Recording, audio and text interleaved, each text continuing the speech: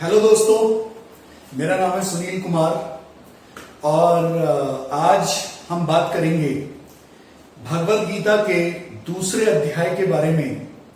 पहले हमने भगवत गीता के दूसरे अध्याय के बारे में ही बात की थी। सबसे पहले हमने बात की थी आत्मा और परमात्मा के बारे में। फिर हमने उससे अगले भाग में बात की कर्मयोग के बारे में। आज हम बात करेंगे इंद्रियों के विषय, उनसे संबंधित विकारों के बारे में और आसक्ति के बारे में। किस तरह से इंसान के अंदर की आसक्ति समाप्त हो सकती है और कैसे उसको परमात्मा की प्राप्ति हो सकती है और कैसे उसको शांति प्राप्त हो सकती है। तो अब हम शुरू करते हैं। देखिए, अब मैं जब इसके बारे में आगे बताऊंगा तो आप इतना जान लीजिए फ्रेंड्स कि जो भगवत गीता है, भगवत गीता का जो ज्ञान है वो ज्ञान बहुत गहरा है। लेकिन आज तक जितने भी विचारकों ने, जितने भी बड़े बड़े साधु संतों ने, ऋषियों ने, वैज्ञानिकों ने इसको स्टडी किया, इस ज्ञान को पढ़ा, इसको समझा, इसको अपने जीवन में उतारा, तो उन्होंने यह पाया कि यह ज्ञान बिल्कुल सही है। इस ज्ञान में कोई त्रुटि नहीं है, कोई कमी नहीं है। यहां तक कि किसी भी धर्म का इंसान इस ज्ञान को फॉलो कर सकता है, क्योंकि यह जो ज्ञान है ये पूरी मानव जाति पर आधारित है, सब पर लागू होता है। वो अलग बात है कि बहुत सारे लोग इस ज्ञान को सिर्फ इस वजह से स्वीकार ना करें कि ये किसी पर्टिकुलर, किसी खास धर्म से जुड़ा है।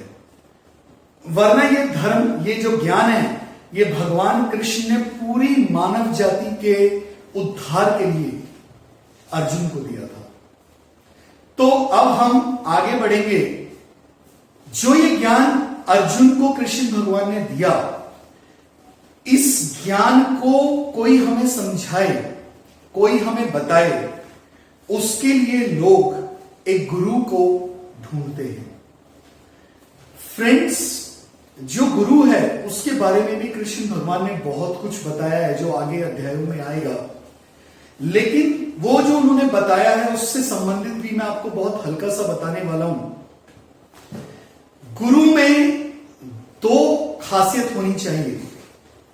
पहला, जो स्वयं इस ज्ञान पर चलता हो, स्वयं इस ज्ञान पर चलता हो, क्योंकि उसी के दिमाग के साथ साथ उसके हृदय में, उसके आचरण में, उसके जीवन में ये ज्ञान समा जाएगा। और जिसके अंदर ये ज्ञान समा जाएगा वो निस्वार्थ भाव से इस ज्ञान को किसी दूसरे व्यक्ति को दे पाएगा। ज्यादातर लोग जो इस ज्ञान का अपने पास, इस ज्ञान को रखते हैं, वो लोग जब किसी दूसरे को देते हैं तो उसमें एक ही समस्या होती है, जिस वजह से वो ज्ञान जैसा है वैसा का वैसा किसी दूसरे तक नहीं पहुंच पाता। मैं एक ऐसे व्यक्ति को जानता हूं, जो व्यक्ति इस ज्ञान की नॉलेज रखता है अपने पास, लेकिन वो इस ज्ञान का कभी ज्यादा फायदा नहीं उठा पाया। जानते हैं क्यों? वो जब भी इस ज्ञान को किसी को देता था तो वो इस ज्ञान को बताते बताते भी एक चीज पर बहुत फोकस करता था, दान पर।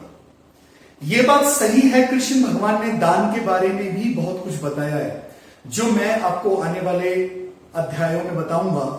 लेकिन अब क्योंकि उसमें स्वार्थ मिक्स हो गया, स्वार्थ मिल गया, स्वार्थ मिलने की वजह से वो जो ज्ञान है वो मलिन हो गया। मलिन कैसे हो गया?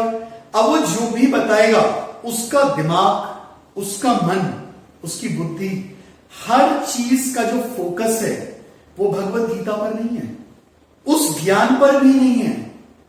उस व्यक्ति के उद्धार पर भी नहीं है कि उसका उद्धार हो जाए। उस व्यक्ति का पूरा ध्यान सिर्फ दो चीजों के कॉम्बिनेशन पर है कि मेरे इस ज्ञान की सहायता से, इस ज्ञान के प्रभाव से वो मेरे से प्रभावित हो जाए और वो दान या वो पैसा मुझे दे दे, जिस वजह से ये ज्ञान एक तरह से निष्फल जैसा हो जाता है।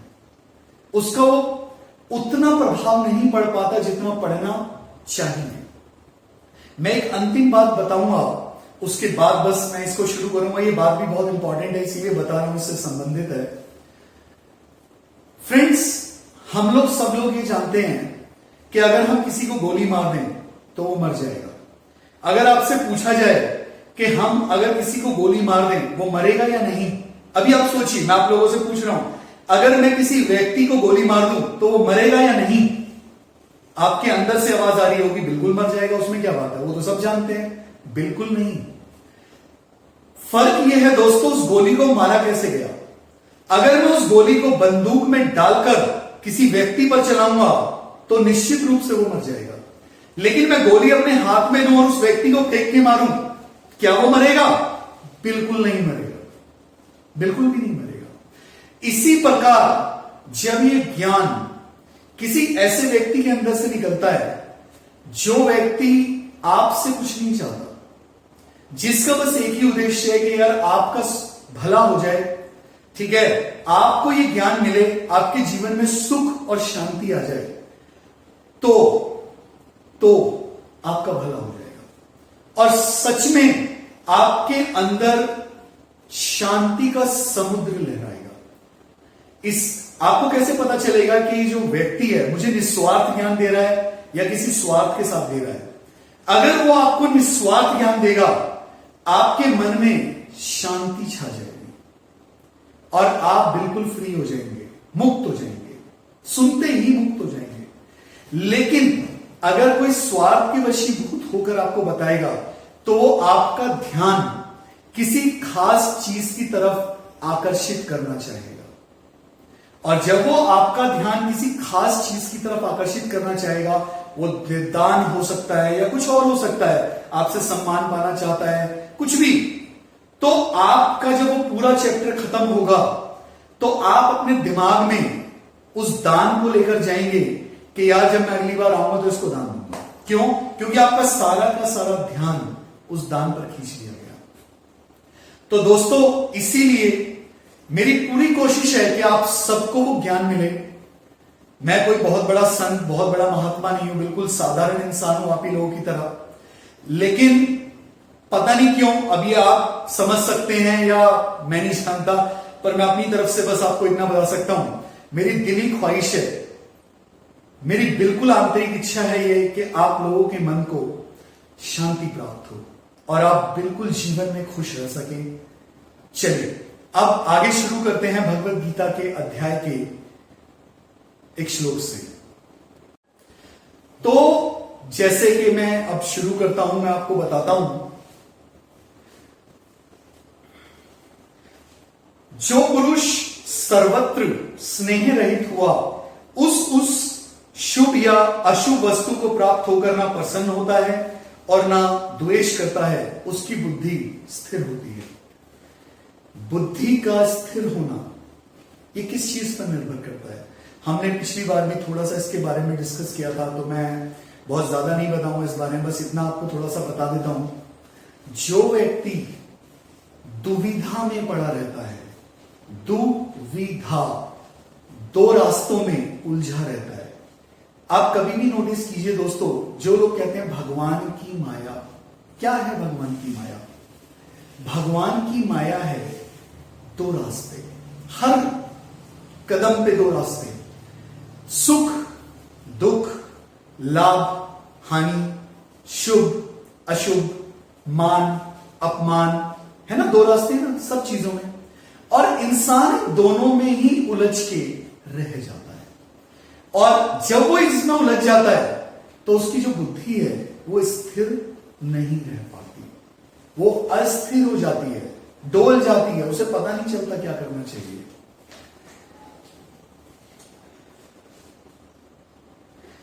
कछुआ सब ओर से अपने अंगों को जैसे समेट लेता है, वैसे ही जब यह पुरुष इंद्रियों के विषयों से इंद्रियों को सब प्रकार से हटा लेता है, तब उसकी बुद्धि स्थिर है, ऐसा समझना चाहिए। फ्रेंड्स, हमारी जो इंद्रियां हैं बहुत खतरनाक है, क्योंकि ये अपने विषयों की तरफ भागती रहती है। जीभ है हमारी एक, इसका बस चले तो इसे हर समय स्वादिष्ट खाना चाहिए। हर समय आपको अगर खाना मिलता है, आप सुबह का खाना खा लेते हैं, आपके दिमाग में थोड़ी देर बाद एक इमेजिनेशन सी उठती है, यार शाम को ना आज कुछ बढ़िया सा खाएंगे, आज ऐसा खाएंगे। खास तौर से जब आपको थोड़ी थोड़ी सी भी भूख लगनी शुरू होती है, आपके दिमाग में कई चीजें जन्म लेंगी जो आपका मन करेगा कि ये खाने को मिल जाए तो मजा आ जाए। हमारे जो इंद्रियां होती हैं, ये अपने विषयों की तरफ भागती हैं। विषय क्या होते हैं? विषय का अर्थ होता है दोस्तों वो चीजें जो हमारी इंद्रियों को आकर्षित करती हैं। जैसे आप देखिए, आपने देखा होगा फिल्में रिलीज होती हैं, आप एक सिनेमा हॉल के अंदर जाते हैं और सिनेमा हॉल में आप एक अंधेरे, बहुत बड़े अंधेरे में बैठे रहते हैं। 2.5 घंटे लगभग आप वहां पर बैठते हैं और उस बैठने की टिकट कभी 100 रुपए होती है किसी जगह, कहीं 500 रुपए तो कहीं 1000 रुपए होती है, और हम उसको देते हैं। अब जब हम उसको देते हैं, हम उस सिनेमा हॉल में जाकर बैठते हैं, तो उस 2.5 घंटे उस अंधेरे हॉल में हमें क्या मिलता है? हमारी इंद्रियों को, हमारी आंखों को 2.5 घंटे एक स्वाद मिलता है उस पिक्चर को देखने का, और हमारी आंखों के माध्यम से हमारा मन उसको एंजॉय करता है, जिसके लिए हम सिर्फ वहां 2.5 घंटे बिताने के लिए, बैठने के लिए उस कीमत को चुकाते हैं। काफी सारे लोगों को तो इतनी बुरी आदत हो जाती है कि जैसे ही कोई नई पिक्चर लॉन्च होती है तो उन्हें लगता है यार हमें तो ये देखनी है कैसे भी करके। बहुत लोगों को तो इससे भी बुरी आदत होती है कि फर्स्ट डे फर्स्ट शो देखना है, और भी बुरी हालत है उनकी। तो जो इंद्रियां हैं, इनके जो विषय होते हैं, ये अपने विषयों की तरफ भागती हैं। लेकिन जो व्यक्ति एक कछुए की तरह अपनी इंद्रियों को कंट्रोल करके रखता है, आपने देखा होगा कछुआ जैसे ही हल्की सी आहट सुनता है कि कोई खतरा हो सकता है, वो एकदम से अपने सारे हाथ पैरों को एकदम अंदर समा लेता है और उस खोल में समा जाता है। इसी तरह जो व्यक्ति अपनी इंद्रियों को जैसे ही विषयों को देखता है तो वो रिलैक्स रहता है, अपनी इंद्रियों को अपने मन के अंदर संयमित करके रहता है। उसे इंद्रियों, उस व्यक्ति को विषयों से डर नहीं लगता है, लेकिन वो जानता है कि अगर मैंने अपनी इंद्रियों को छूट दी तो ये मुझे नचा देंगी, और ये रोज नचाती हैं, हर पल नचाती हैं। तो दोस्तों, हमें कछुए से ये शिक्षा लेनी चाहिए कि जैसे वो अपने अंगों को समेट लेता है, वैसे ही हमें अपनी इंद्रियों को अपने मन में ही समेट लेना चाहिए। आगे, इंद्रियों के द्वारा विषयों को ग्रहण न करने वाले पुरुष के भी केवल विषय तो निवृत्त हो जाते हैं, परंतु उनमें रहने वाली आसक्ति निवृत्त नहीं होती। इस स्थित प्रज्ञ पुरुष की तो आसक्ति भी परमात्मा का साक्षात करके निवृत्त हो जाती है। फ्रेंड्स, काफी सारे लोग ऐसे होते हैं जो इस बात को समझ ही नहीं पाते हैं। इंद्रियां और विषय, ये जो संबंध है दोनों का, वो समझ ही नहीं पाते हैं। मैं आपको एक उदाहरण देता हूं, आपको समझ में आएगा। आपने देखा होगा बहुत सारे लोग व्रत रखते हैं। दोस्तों, बहुत सारे लोगों को तो ये पता ही नहीं होता है कि व्रत रखा क्यों जाता है। व्रत रखने का सबसे मेन कारण होता है, व्रत एक तपस्या है। व्रत एक तपस्या है जिसमें इंसान अपनी जीभ को, अपने खाने पीने को, अपने मन को सब चीजों को एक दिन के लिए संयमित कर लेता है, ताकि वो ये समझ पाए, ये अभ्यास कर पाए कि किस तरीके से इनको संयमित किया जाता है। अब आप देखिए, बहुत सारे लोग क्या करते हैं, अपनी इंद्रियों को कंट्रोल करने की कोशिश तो वो करते नहीं है। उनको किस तरीके से अपने संयम में रखा जाता है वो सीखने की कोशिश ही नहीं करते। वो सीधा विषयों का त्याग कर देते हैं, जिस वजह से क्या होता है, अंदर से तो उनका मन उन विषयों की तरफ भाग रहा होता है, पर उन्होंने अपने दिमाग को हट के द्वारा रोक लिया है, और वो ये सोचते हैं कुछ भी हो जाए मैं ऐसा नहीं करूंगा। जैसे एक व्यक्ति व्रत रखता है, अब उसके सामने कोई व्यक्ति कोई उसके मनपसंद चीज खा रहा होता है। जैसे आप मान लीजिए एक व्यक्ति को चाउमीन बहुत पसंद है, उसने आज व्रत रखा हुआ है, उसके सामने कोई व्यक्ति चाउमीन खा रहा है या कोई बना रहा है, उसकी बड़ी अच्छी महक आ रही है, मन से उसका मन, उसकी इंद्रियां, उसकी जीभ भाग रही होती है कि मुझे चाउमीन खानी है, लेकिन अंदर से हठ पूर्वक वो अपने आप को रोक के रखता है। और जब वो ऐसा करता है तो उसके अंदर पूरी तरह से वो चाउमीन छाई होती है, और वो डिसाइड करता है बस कैसे भी आज का व्रत पूरा हो जाए तो कल सबसे पहले चाउमीन ही खाऊंगा, ऐसा सोचता है। तो ऐसा जो कंट्रोल है वो किसी काम का नहीं है, क्योंकि दुनिया में सुख या दुख या शांति मन से मिलती है, आंखों से, दिमाग से, इन सब से नहीं मिलती है, मन से। अगर मन से आपके मन में अगर चाउमीन चल रही है तो फ्रेंड्स आपका सब करना व्यर्थ हो गया। क्यों? क्योंकि इंद्रियों का राजा है मन। आपने अपने जबरदस्ती से हट के द्वारा अपनी जबान को रोक लिया, अपने दिमाग को रोक लिया कि मैं आज नहीं खाऊंगा, और वाकई आप नहीं खा रहे हैं, लेकिन आप मन से हर क्षण चाउमीन खा रहे हैं। तो ऐसा जो व्रत है, ऐसा जो हट है, वो व्यर्थ है। भोजन को तो छोड़ दे पर नहीं भूले स्वाद, अर्जुन ऐसा त्याग है केवल मिथ्यावाद। वो किसी काम का नहीं है, बल्कि ऐसा व्यक्ति ज्यादा बेचैन रहता है। उससे ज्यादा अच्छा होता कि आप हैंड टू हैंड चाउमीन खा लेते। क्यों? कम से कम 5 मिनट 10 मिनट में आप चाउमीन खा लेते, पूरा दिन आप रिलैक्स रहते, आपका मन रिलैक्स रहता। लेकिन अब आपने चाउमीन तो खाई नहीं, पर आपका जो मन है 24 के 24 घंटे उस चाउमीन में लगा हुआ है। और यह बात खाली चाउमीन या खाने की नहीं है, यह हमारे साथ हर केस में होता है। कोई लड़की मन से पूरे दिन एक लड़के के बारे में सोचती रहती है, कोई लड़का पूरे दिन किसी लड़की के बारे में सोचता रहता है, कोई जो खाने से प्रेम करने वाला इंसान है पूरे दिन खाने के बारे में सोचता रहता है, कोई पैसे के पीछे भागने वाला इंसान है, वो पूरे दिन पैसा पैसा पैसा इसके पीछे भागता रहता है। हर व्यक्ति का वो जो पॉइंट है वो अलग है, लेकिन इस तरह के अभ्यास का जो फल है वो बेकार है, कुछ नहीं मिलने वाला आपको, बल्कि और बेचैनी आपके हाथ में लगेगी। इसीलिए आप विषयों पे ज्यादा फोकस ना करें, इंद्रियों पे फोकस करें, इंद्रियों के राजा मन पे फोकस करें। हे अर्जुन, आसक्ति का नाश न होने के कारण ये प्रमथन स्वभाव वाली इंद्रियां यत्न करते हुए बुद्धिमान पुरुष के मन को भी बला कर लेती हैं। फ्रेंड्स, आप में से बहुत लोग अगर ये सोच रहे हैं कि मैं 2 दिन में, 1 दिन में इन इंद्रियों को वश में कर लूंगा, I am really sorry to say, ये नहीं हो सकता है, क्योंकि ये इंद्रियां बहुत बलवान हैं, ये भी अपनी पूरी शक्ति लगाती हैं।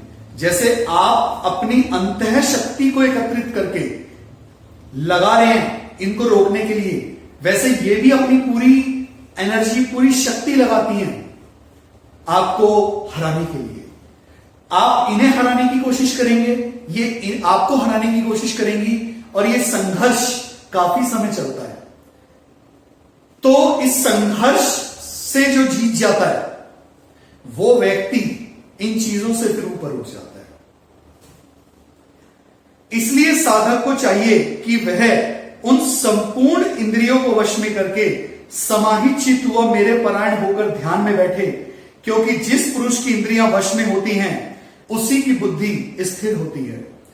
तो दोस्तों सोचिए, अगर कोई व्यक्ति भगवान में ध्यान लगाना चाहता है, अपना पूरा फोकस भगवान में करना चाहता है, तो बहुत जरूरत है कि उसकी जो इंद्रियां हैं वो उसके वश में हो। उसके वश में होंगी तो उसकी जो बुद्धि है वो स्थिर हो जाएगी, और जब बुद्धि उसकी स्थिर हो जाएगी तो वो एक ही जगह पर, जहां पर भी आप लगाना चाहते हैं वहां पर वो लग जाएगी।